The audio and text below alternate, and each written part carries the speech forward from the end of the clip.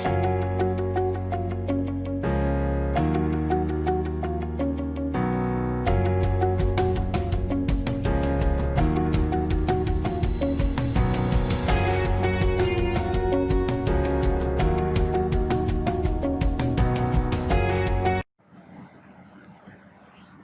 वालेकुम स्टूडेंट्स, हम डिस्कस कर रहे थे ऑपरेशन एम्पलीफायर को।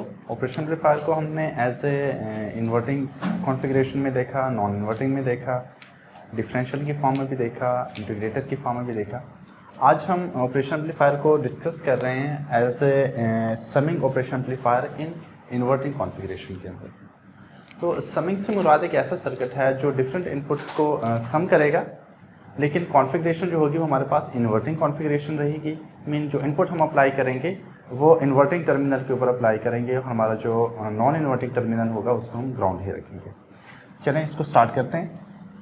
तो हमारे पास एक ऑपरेशन एम्पलीफायर का सर्किट है, ये उसका इन्वर्टिंग टर्मिनल, ये उसका नॉन इन्वर्टिंग टर्मिनल। समिंग में अब हमने ये देखना है कि समिंग हम कितने इनपुट्स के लिए कर रहे हैं। 2 इनपुट्स लेना चाहते हैं, 3 लेना चाहते हैं, 4 लेना चाहते हैं या 5 लेना चाहते हैं। तो मैं एक जनरल केस को डिस्कस कर रहा हूँ कि मेरे पास 3 इनपुट का एक सर्किट है। 3 इनपुट को मैं सम करना चाहता हूँ कि हमारे पास सेकंड इनपुट और ये हमारे पास है थर्ड इनपुट। इन सब को हम कॉमन कर लेते हैं। ये रजिस्टर हमारे पास R1, ये है R2, ये है R3। क्योंकि कॉमन इन्वर्टिंग कॉन्फ़िगरेशन को डिस्कस कर रहे हैं तो इन्वर्टिंग के लिए हमें जो इनपुट अप्लाई करना पड़ेगा वो इन्वर्टिंग टर्मिनल के ऊपर। सिमिलरली यहाँ पे जिस तरह पहले इस्तेमाल करते थे RF मीन फीडबैक रजिस्टर, वही एज इट इज़ इस्तेमाल करेंगे। हमारे पास आ गया एक फीडबैक रजिस्टर जिसको हम शो करते थे RF से। जब हम इनपुट इन्वर्टिंग के ऊपर अप्लाई कर रहे हैं तो नॉन इन्वर्टिंग टर्मिनल को हमें ग्राउंड रखना पड़ेगा। तो इसको हमने ग्राउंड कर दिया। यहाँ से हम आउटपुट हासिल करेंगे V आउट। लेट इसका पोटेंशियल, इसको मैं शो कर लेता हूँ। यहाँ पे पोटेंशियल है V1, यहाँ पे पोटेंशियल अप्लाई करते हैं V2 और इस पोजीशन के ऊपर पोटेंशियल अप्लाई करते हैं V3। ये एक कॉमन पॉइंट है। तो कॉमन पॉइंट को जिसको हम वर्चुअल पॉइंट कहते थे तो उस कॉमन पॉइंट को मैंने शो कर दिया Vx से। चूँकि non inverting terminal ground position के ऊपर है, यहाँ पे पोटेंशियल अगर 0 होगा तो इस वर्चुअल पॉइंट के ऊपर पोटेंशियल भी 0 होगा, क्योंकि ये इंटरनली आपस में कनेक्टेड होते हैं। तो यहाँ पे भी पोटेंशियल होगा हमारे पास 0। R1 के अंदर से जो करंट फ्लो करता है उस करंट को मैं नाम देता हूँ, यहाँ पे करंट फ्लो करेगा I1। इस R2 के अंदर से जो करंट फ्लो करेगा वो करंट होगा हमारे पास I2 और R3 के अंदर से जो करंट फ्लो करेगा वो होगा हमारे पास I3। सिमिलरली यहाँ से जो करंट फ्लो करेगा वो हमारे पास होगा IF। इस नोड पॉइंट के ऊपर कितने इनपुट्स करंट आ रहे हैं और कितने हमारे पास आउटपुट करंट मूव कर रहे हैं यहाँ से।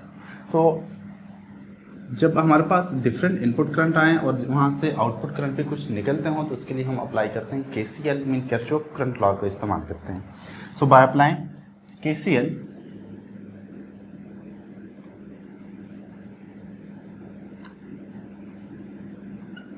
KCL को अप्लाई करने के लिए हमारे पास इनपुट करंट आ रहे हैं I1 प्लस सेकंड करंट आ रहा है I2 और इस पोजीशन पे जो थर्ड करंट आ रहा है वो हमारे पास है I3। यहाँ से जो आउटगोइंग करंट है, जो इस साइड पे करंट जाएगा उसको मैं नाम दे देता हूँ IX का। सो 2 करंट यहाँ से निकल रहे हैं, एक हमारे पास IX और दूसरा जो है वो फीडबैक करंट का है जिसको हम शो करते थे IF से। सो ये इनकमिंग है और ये हमारे पास आउटगोइंग। अगर यहाँ से करंट जाएगा तो होगा IF और इस साइड पे जो करंट जाएगा वो होगा हमारे पास IX।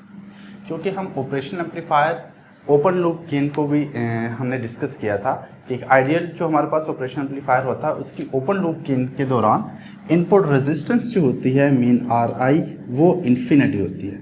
अगर इनपुट रेजिस्टेंस बहुत ज़्यादा होगी इसकी तो इट मीन हमारे पास इनपुट जो करंट होगा IX वो 0 के इक्वल होगा। ओम लॉ के अकॉर्डिंग जब रेजिस्टेंस की वैल्यू बढ़ जाती है, मैक्सिमम हो या इन्फिनिटी हो, तो उस वक्त करंट की वैल्यू मिनिमम हो जाती है मीन 0 हो जाती है। तो यहाँ पे IX की जगह पे 0 पुट करें, हमारे पास इक्वेशन बनेगी I1 plus I2 plus I3 equal to IF। इस इक्वेशन को हम नाम देते हैं फर्स्ट इक्वेशन हमारे पास। अब हमें I1 की वैल्यू फाइंड करनी है। इसको यूज़ करते हुए I2 की वैल्यू फाइंड करनी, I3 की और IF की वैल्यू यहाँ पे पुट करेंगे तो हमारे पास आउटपुट वोल्टेज जो होगा वो फाइंड हो जाएगा। तो फर्स्ट हम फाइंड करते हैं I1 को। I1 इक्वल टू, अगर आप यहाँ पे देखें तो इस पोजीशन पे पोटेंशियल आ रहा है V1 और इस साइड पे जो पोटेंशियल क्रिएट हो रहा है वो है Vx, किसके क्रॉस है, R1 के क्रॉस है।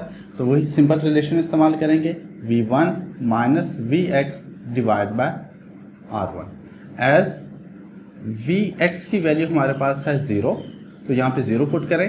I1 की वैल्यू हमारे पास आ जाएगी I1 equal to V1 minus 0 divide by R1। So I1 हमारे पास फाइंड हो गया V1 डिवाइड बाय R1। तो फर्स्ट हमारे पास I1 की वैल्यू फाइंड होगी।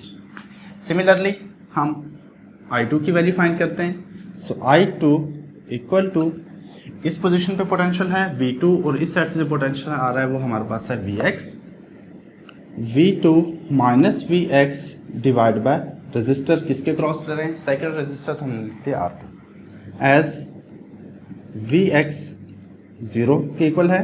सो I2 की वैल्यू आ जाएगी V2 minus 0 divide by R2। So I2 की वैल्यू हमारे पास फाइंड होगी V2 divide by R2।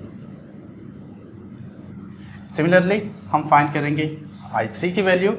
So I3 equal to, यहाँ पे पोटेंशियल है हमारे पास V3, इस साइड से जो पोटेंशियल आ रहा है इसके क्रॉस बन रहा है हमारे पास Vx, V3 minus Vx divide by R3, क्योंकि थर्ड रजिस्टर के क्रॉसेस को फाइंड आउट कर रहे हैं।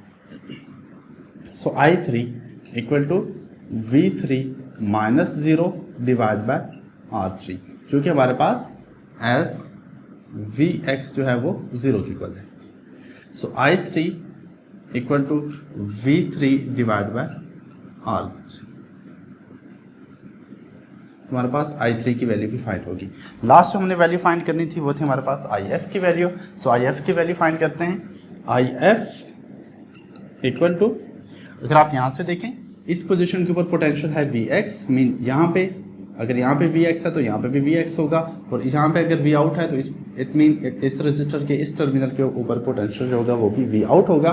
तो इसके क्रॉस से पोटेंशियल हमारे पास बन रहा है, इस साइड से बन रहा है Vx minus V out divide by register हमारे पास है RF।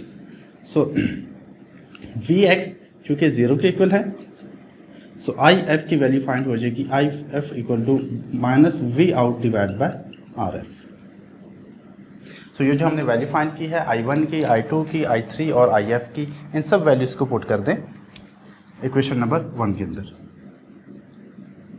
पुट इन 1, इक्वेशन 1 के अंदर जब पुट करेंगे हमारे पास इक्वेशन 1 कुछ यूँ है, I1 plus I2 plus I3 equal to IF। ये हमारे पास इक्वेशन थी फर्स्ट। यहाँ पे I1 की वैल्यू पुट करते हैं जो कि हमारे पास है V1 और R1, I2 की वैल्यू है V2 divide by R2, I3 की वैल्यू है V3 डिवाइड बाय R3 और IF की वैल्यू है minus V out divide by RF। यहाँ पे वैल्यूज़ को पुट करें, I1 की जगह पे V1 divide by R1, I2 की जगह पे V2 डिवाइड बाय R2 और इसकी जगह पे पुट करें V3 divide by R3 equal to IF की जगह पे हम ये वाली वैल्यू पुट करेंगे जो कि हमारे पास इक्वल है minus V out divide by RF। RF इस साइड पे डिवाइड हो रहा है, इस साइड पे आके सबके साथ मल्टीप्लाई कर दें तो हमारे पास इक्वेशन कुछ यूँ बनेगी, RF into V1 divide by R1 plus V2 divide by R2 plus V3 divide by R3 equal to minus V out. तो जो माइनस भी साइड पे मल्टीप्लाई हो रहा है उसको भी साइड पे ले आइए, तो हमारे पास इक्वेशन कुछ यूँ बनेगी, V out is equal to minus, मैं RF को अंदर मल्टीप्लाई करता हूँ तो बन जाएगा RF divide by R1 V1 plus RF divide by R1 V2 plus RF divide by R3 and V3। ये हमारे पास इक्वेशन होगी, इसको इक्वेशन नंबर 2 का नाम दे देते हैं। ये हमारे पास इक्वेशन नंबर बन गई सेकंड। अब हम कुछ केसेस को डिस्कस करेंगे कि अगर हमारे पास RF और R1 की वैल्यू सेम हो जाए, RF और R2 की वैल्यू भी सेम हो जाए, सॉरी यहाँ पे 1 नहीं बल्कि यहाँ पे R2 आएगा। सो अगर RF और R3 की वैल्यू सेम हो जाए उस सूरत में हमारे पास आउटपुट इक्वेशन क्या होगी, आप लोग यहाँ तक नोट कर लें, फिर हम इसको आगे कंटिन्यू करते हैं। हमने एक जनरल इक्वेशन फाइंड कर ली, RF divide by R1 V1 plus RF divide by R2 V2 plus RF divide by R3 V3। इस इक्वेशन को हमने इक्वेशन नंबर 2 का नाम दिया। ये इस इक्वेशन को अगर देखें, ये इक्वेशन हमें क्या शो करती है, अगर आपको इन्वर्टिंग ऑपरेशन एम्पलीफायर का आउटपुट गेन फाइंड हो तो उसको हम कुछ यूँ फाइंड करते थे, V out is equal to minus RF divide by Rin, और साथ में हमारे पास इनपुट वोल्टेज थी VI या Vin। इसको जब हमने इस साइड पे डिवाइड किया था तो हमारे पास इक्वेशन बनी थी V out divide by Vin is equal to minus RF divide by RI। तो अगर आप इस फैक्टर को देखें, ये भी वही हमारे पास आउटपुट गेन फाइंड करता है, ये भी हमारे पास गेन है, ये भी हमारे पास गेन है। तो इसको हम मज़ीद केसेस को डिस्कस करते हैं, जो हमारे पास केस 1, केस 2 और केस 3 हैं कि अगर हमारे पास इनपुट वोल्टेज फीडबैक रजिस्टर जो हमारे पास इनपुट रजिस्टर है R1, इनकी वैल्यूज सेम हो जाएं तो हमारे पास आउटपुट वोल्टेज क्या हासिल होंगे। सो फर्स्ट केस है हमारे पास केस 1,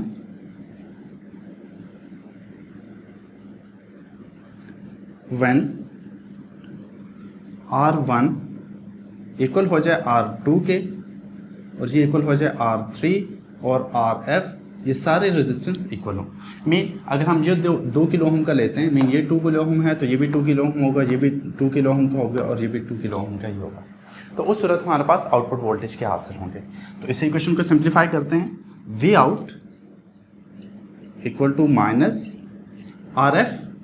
RF की जगह पर R1 भी लिखा जा सकता है। सो R1 divide by R1 V1 plus RF की जगह पे हम लिख सकते हैं R1 डिवाइड बाय R2 की जगह पे भी R1 लिख सकते हैं प्लस, और साथ में आ जाएगा V2। RF की जगह पे R1 पुट करें, R1 डिवाइड बाय R3 की जगह पे भी R1 पुट कर सकते हैं, क्योंकि सारी रेजिस्टेंस इक्वल हैं। हमारे पास ये इक्वेशन बन जाएगी, ये सारे फैक्टर कैंसिल हो जाएंगे। हमारे पास जो आउटपुट वोल्टेज हासिल होंगे वो होंगे हमारे पास V out equal to minus V1 plus V2 plus V3। ये हमारे पास summation of all input voltage को शो करता है कि जो हमने डिफरेंट वोल्टेज अप्लाई किए थे इनपुट के ऊपर V1, V2, V3, वो हमारे पास negative of all input voltage का सम हासिल हो रहा है। दैट मीन जब हमारे पास R1, R2 और R3 की वैल्यू सेम हो जाएगी तो हमारे पास ये सर्किट एक्ट करेगा as a summing operation amplifier.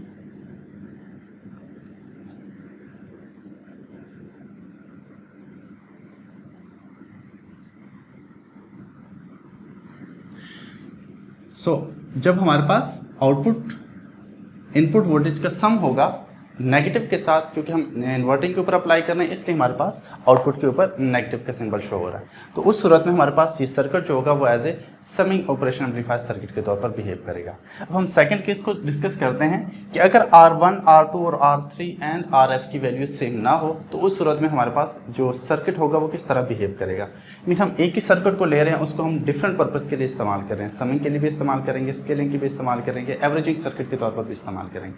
तो इन तीनों में से कोई भी क्वेश्चन आ जाए तो आप इसी सर्किट को इस्तेमाल करके इसको सिंप्लीफाई कर सकते हो, इसका आंसर निकाल सकते हो। तो सेकंड केस हम लेते हैं, केस 2। सेकंड केस है कि when R1 not equal to R2 not equal to R3 और not equal to RF। Mean ये चारों रजिस्टर अगर आपस में इक्वल ना हो तो उस सूरत में हमारे पास आउटपुट वोल्टेज क्या होंगे। तो इसको सिंप्लीफाई करते हैं, हमारे पास V out equal to minus RF divide by R1 V1 plus RF divide by R2 V2 plus RF divide by R3 and last potential था हमारे पास V3। अब चूंकि ये वैल्यूज इक्वल नहीं है तो मैं लेट कर लेता हूँ, लेट हमारे पास RF डिवाइड बाय R1, इसको मैं किसी कांस्टेंट के इक्वल लिखता हूँ तो हमारे पास आ जाता है A। Similarly RF divide by R2, इसको मैं इक्वल लिख लेता हूँ B के, और जो हमारे पास थर्ड केस है R F divide by R three, इसको मैं लिखता हूँ, ये हमारे पास है सी के इक्वल।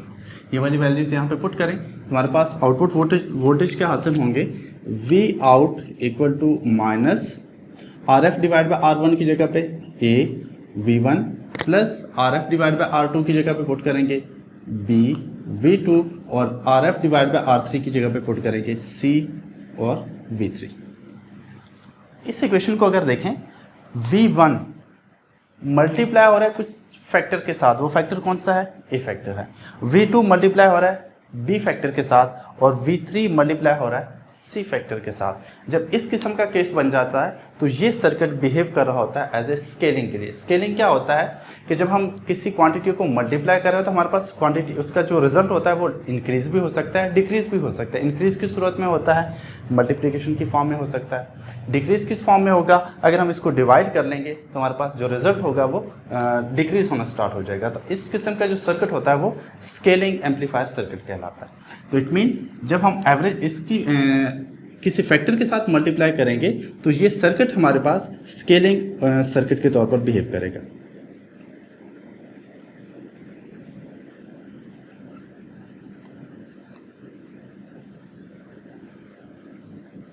लास्ट केस है हमारे पास, अगर हमारे पास R1 R2 और जो हमारे पास रजिस्टर था R3 केस 3, अगर इसको हम किसी भी एक रजिस्टर के इक्वल लिख लें, mean R1 equal to R2 equal to R3, इनको मैं लिख लेता हूँ कि ये हमारे पास R के इक्वल, और जो लास्ट वाली रजिस्टर थी RF वो RF के इक्वल ही है।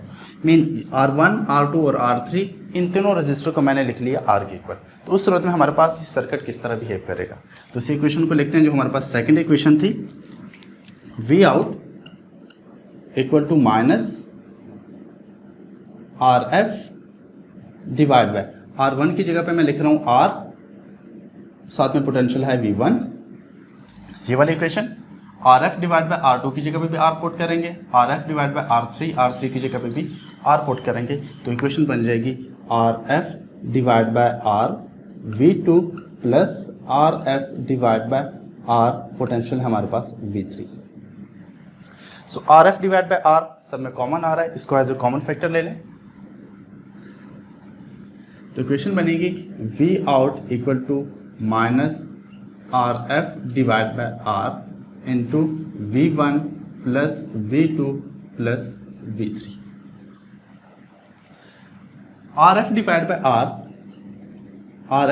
बाय आर को मैं पुट कर रहा हूँ इक्वल टू 1/n के। n जो है वो शो करता है नंबर ऑफ इनपुट को,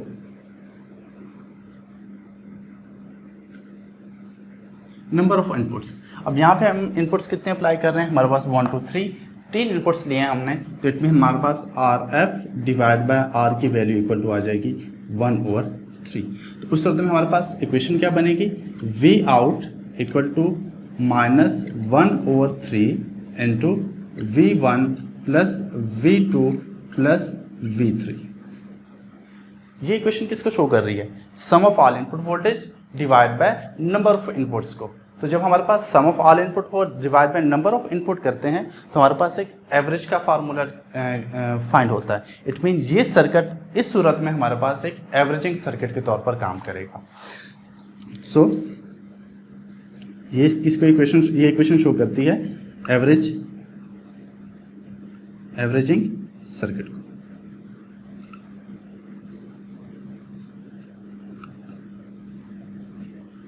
तो हमारे पास जनरल इक्वेशन क्या बनेगी, 3 की जगह पे हम n पुट कर सकते हैं, V out is equal to minus 1/n V1 plus V2 plus V3। तो ये हमारे पास एक एवरेजिंग सर्किट की जनरल इक्वेशन फाइंड होगी। तो हमने 3 केसेस डिस्कस किए समिंग के अंदर, मीन एक ही सर्किट हमने लिया, summing operation amplifier as a inverting configuration. उसके अंदर जब हमने 3 केसेस को डिस्कस किया, जब हमने सब रजिस्टर को इक्वल रखा R1 R2 और RF को, तो उस फॉर्म में हमारे पास जो सर्किट बना वो समिंग ऑपरेशन एम्पलीफायर के सर्किट बना।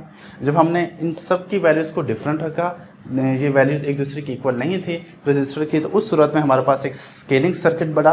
उस स्केलिंग सर्किट में क्या था कि कोई फैक्टर जो है वो इनपुट वोल्टेज के साथ मल्टीप्लाई हो रहा था। और लास्ट वाला केस जब हमने इनपुट रेजिस्टेंस की वैल्यू को तो सेम रखा, लेकिन फीडबैक जो रजिस्टर इस्तेमाल किया था उसकी वैल्यू को अलग रखा, चेंज किया था, तो उस सूरत में हमारे पास जो सर्किट जो हमारे पास आउटपुट रिजल्ट हासिल हुआ वो एज ए एवरेजिंग सर्किट का हासिल हुआ।